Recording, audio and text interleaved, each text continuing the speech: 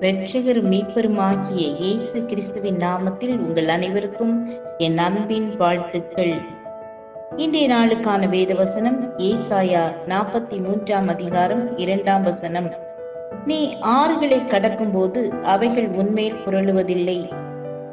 தேங்கி நிற்கும் தண்ணீரை கடப்பது ஒருவேளை எளிதாயிருக்கலாம், ஆனால் ஆறுகளை கடப்பது என்பது ஒரு கடினமான காரியம். ஆறுகளில் வெள்ளங்கள் மோதி அடிப்பதுண்டு, பெரு வெள்ளத்தின் இரைச்சல்கள் பயமுறுத்துவதுண்டு. ஆறுகள் மனுஷன் மேல் கடந்து வந்து அவனை புரள செய்கிறது. அதே நேரம் கர்த்தர் தம்முடைய பிள்ளைகளை பார்த்து அன்போடு கூட நீ ஆறுகளை கடக்கும் போது அவைகள் உன்மேல் புரளுவதில்லை என்று வாக்களித்திருக்கிறார். இலங்கையில் ஒரு தமிழ் குடும்பத்தை குறிவைத்து சிங்களர்கள் வந்து அவர்களது வீட்டின் முன்கதவை உடைத்துவிட்டு உள்ளே நுழைந்தார்கள். அந்த வீட்டுக்குள் இருந்த வயதான தாய் தகப்பனும் 2 வாலிப பிள்ளைகளும் உள்ள அறைக்குள் கதவை பூட்டிக் கொண்டு முழங்காலில் நின்று ஜெபித்து பெற்றோருடைய உள்ளம் கலங்கினது.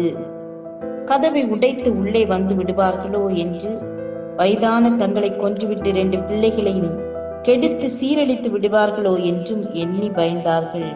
ஆனால் கர்த்தரோ அதற்கு ஒப்பு கொடுக்கவில்லை. நீ ஆறுகளை கடக்கும் போது அவைகள் உன்மேல் புரளுவதில்லை என்று சொன்ன ஆண்டவர் அவர்களை காத்து கொள்ள வல்லமை உள்ளவராய் இருந்தார்.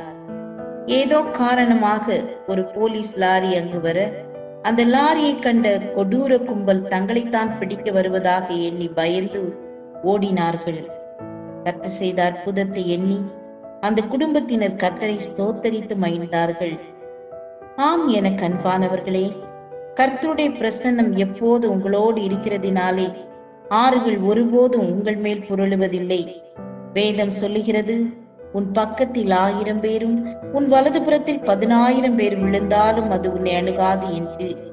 இன்று நீங்கள் அவைகளுக்கு முன்பாக நிற்கலாம், திரளான தண்ணீர்களுக்கு முன்பாக நிற்கலாம்.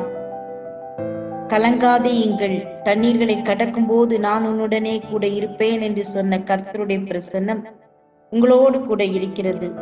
அந்த ஆறுகள் எவ்வளவுதான் உங்களை பயமுறுத்தினாலும் மிரட்டினாலும் கர்த்தர் உங்களோடு இருக்கிறபடியினால் அது உங்கள் மேல் புரளுவதில்லை. ஜெபம் செய்வோம். கிருபையும் இரக்கம் நிறைந்த கர்த்தாவே, ஆறுகளை கடக்கும் போது அவைகள் உன்மேல் புரளுவதில்லை என்று சொன்னீங்களே, அதுபோல எல்லா துன்பங்களில் இருந்தும் எங்களை மீட்டு காப்பாற்றினதற்காய் உமக்கு நன்றி செலுத்துகிறோம். இயேசுவின் நாமத்தில் பிதாவே, ஆமேன், ஆமேன். God bless you.